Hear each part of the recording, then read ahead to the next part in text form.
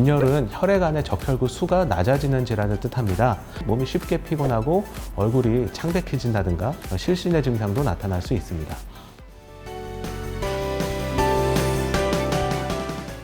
오늘의 주제가 빈혈입니다. 네. 이 빈혈과 어지럼증, 혼동하는 경우가 정말 많은데요.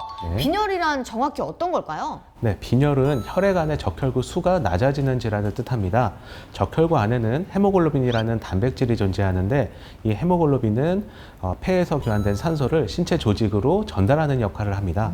따라서 적혈구가 감소된다면 신체 조직으로 전달되는 산소 공급이 충분하지 않아 증상이 발생하게 됩니다. 산소 공급이 부족해서 생기는 거군요. 네. 그렇다면 이 빈혈의 원인, 적혈구 수치는 왜 낮아지는 걸까요? 네, 빈혈의 원인은 크게 세 가지로 나눠볼 수가 있습니다. 출혈 등과 같은 혈액 손실이라든가 적혈구 생성이 이상이 있다든가 과도한 적혈구 파괴 등으로 나누어 볼 수 있습니다. 먼저 혈액 손실은 출혈로 인한 부상이나 수술, 위장관 출혈, 그 다음에 오랜 생리 등으로 인한 만성 출혈도 있습니다. 이러한 출혈들이 우리가 일상생활에서 흔히 보는 빈혈의 원인입니다. 네, 두 번째 적혈구 생성 이상은 적혈구 생성이 충분하지 못해서도 발생을 하게 되는 건데 적혈구 생성에 꼭 필요한 철분이나 비타민 B12나 엽산 등이 부족했었을 때 생기고 에르스로포이에틴이라고 하는 적혈구 생성 인자 등의 호르몬 등이 없으면 그래도 문제가 생깁니다. 또한 만성 염증이나 감염, 암 등이 있어도 적혈구 생성이 저해돼서 억제가 됩니다. 적혈구는 대략 120일 정도 생존하게 되는데 골수나 비장, 간에서 수명이 임박한 적혈구를 감지해서 파괴를 합니다. 다만 적혈구 자체에 장애가 있다거나 아니면 적혈구 파괴를 유발하는 다른 장애가 있다면 파괴량보다 생성량이 적어지면서 빈혈이 다시 생깁니다. 또 그렇다면 이 빈혈은 혈액 검사로 확인이 가능할까요? 네, 혈액 검사로 확인을 합니다. 보통 성인의 경우, 남자인 경우에는 13g/dL 미만, 여성인 경우에는 12g/dL 미만일 때 빈혈로 진단을 합니다.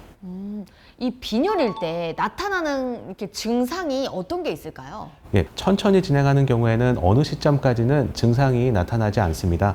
다만 우리가 흔히 보는 증상은 몸이 쉽게 피곤하고 얼굴이 창백해진다든가 이런 증상이 있고 이외에도 증상이 심해지기 시작하면 빈맥이나 호흡곤란, 부종, 쇠약감, 두통, 현기증, 수면장애 등 다양한 증상이 나타나며 실신의 증상도 나타날 수 있습니다.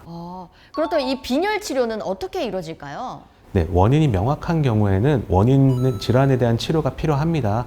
그리고 이후에 너무 심한 빈혈이 아니라면 철분 제제나 엽산, 비타민 B12 등 부족한 영양소에 대한 처방을 합니다. 위절제나 소장절제 같은 특수한 상황이 아니라면 대부분은 먹는 약으로 치료를 합니다. 그렇다면 이렇게 빈혈 환자를 위한 관리 사항이 또 있다고 들었습니다. 어떤 게 있을까요? 네.